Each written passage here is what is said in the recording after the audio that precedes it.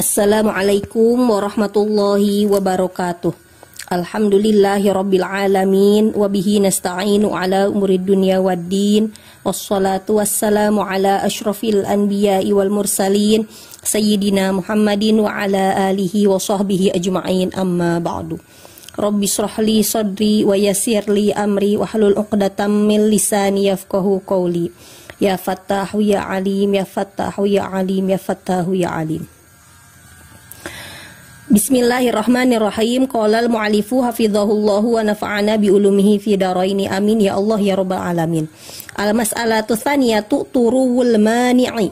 Masalah yang kedua, datangnya penghalang sholat. Ini kan yang sebelumnya kita bahas masalah hilangnya penghalang sholat. Nah, kalau yang sekarang masalah datangnya penghalang sholat. Idza haddatil mar'atu awin nafisat awwala waqti au athna'ahu wastaghraqal haidu wan nifasu baqiyatal waqti wajaba ba'da zawalil mani'i al-qada'u lis-sholati dzalikal waqti bisyarti an takuna qad adrakat qabla turuwi dzalikal mani'i ma yas'u tilka sholata ma'at taharati laha illam yumkin taqdimuha. Jadi apabila seorang wanita nih, wanita haid atau wanita nifas, nifasnya mau dia keluar darahnya di awal waktu atau keluar darahnya di pertengahan waktu. Nah, setelah keluar di awal waktu atau di pertengahan waktu, lalu sisanya memang dalam kondisi haid dan nifas. Jadi yang ada waktu bebas dari haid dan nifasnya itu di awal gitu. Jadi ada sedikit waktu yang memang dia dalam kondisi belum haid atau dia belum nifas. Nah, maka karena dia ada waktu yang memang dia kondisi belum haid dan belum nifas, nah maka dia wajib untuk qada sholat tersebut. Nah, tapi ada syaratnya, dengan syarat memang dia menemukan waktu. Jadi sebelum keluar darah itu dia menemukan waktu yang memang waktu tersebut cukup untuk sholat. Waktu cukup untuk sholat yang fardunya saja, yang rukunnya saja. Misal keluar darah waktu zuhur. Nah, kalau keluar darah waktu zuhur, sholat zuhur 4 rakaat, yang ringannya saja, yang fardunya saja, anggaplah 5 menit.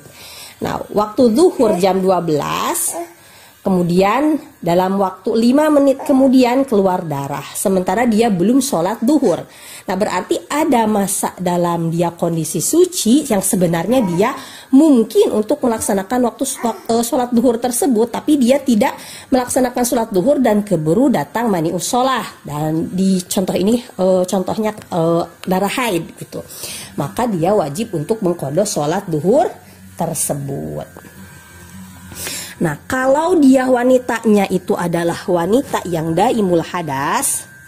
Wanita daimul hadas itu seperti wanita yang beser, yang keputihan terus, yang memang daimul hadas itu tidak ada waktu berhenti si hadasnya yang cukup untuk bersuci dan sholat.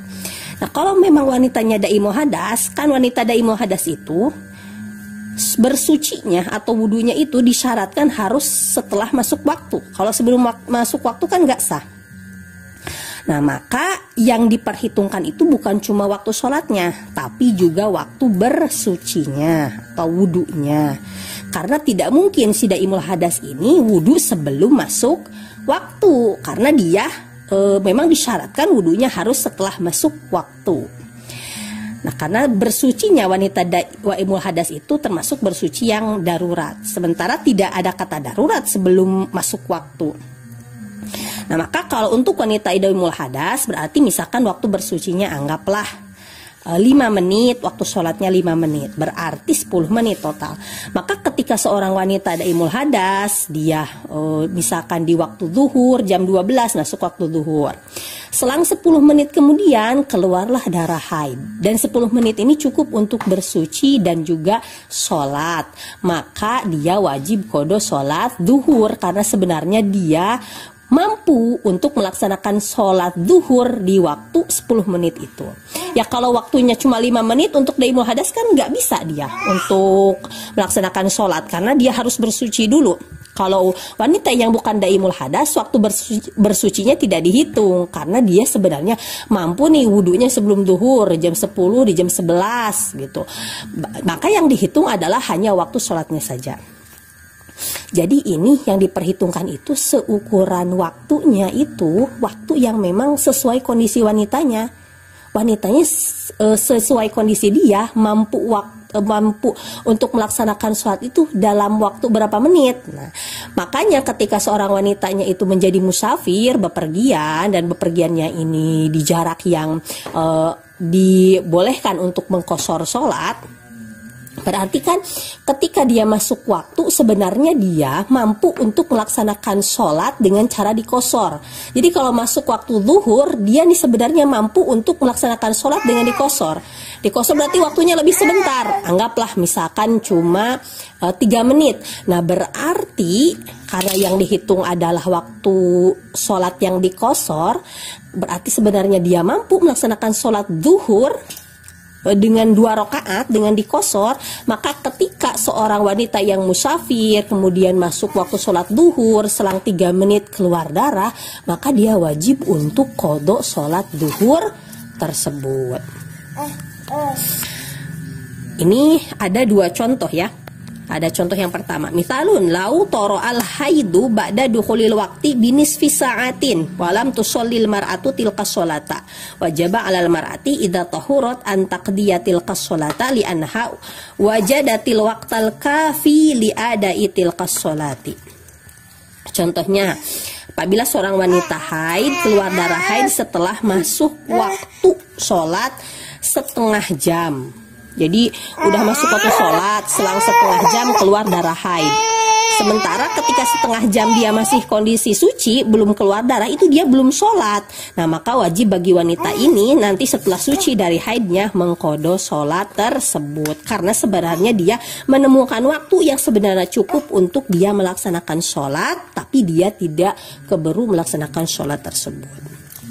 Contoh yang kedua, misalun lau toro al haidu ma'aduhu lil waqtil asri masalan lam yazamha idza tahurat an taqdiya sholatal asri li annaha lam tudrik zamanan yas'u tilka sholati. Ini contoh yang kedua yang tidak memenuhi syarat. Jadi contohnya seperti ini, seorang wanita keluar darah haid berbarengan waktu keluar darahnya ini dengan masuknya waktu sholat asar. Misal waktu sholat asar jam 3, dia keluar darah di jam 3, atau keluar darah di jam 3 lebih 1 menit, yang mana 1 menit gak cukup untuk sholat. Nah maka dia tidak wajib untuk mengqadha sholat asar tersebut apabila nanti dia telah suci dari haidnya. Kenapa? Karena memang dia tidak menemukan waktu yang cukup untuk dia melaksanakan sholat.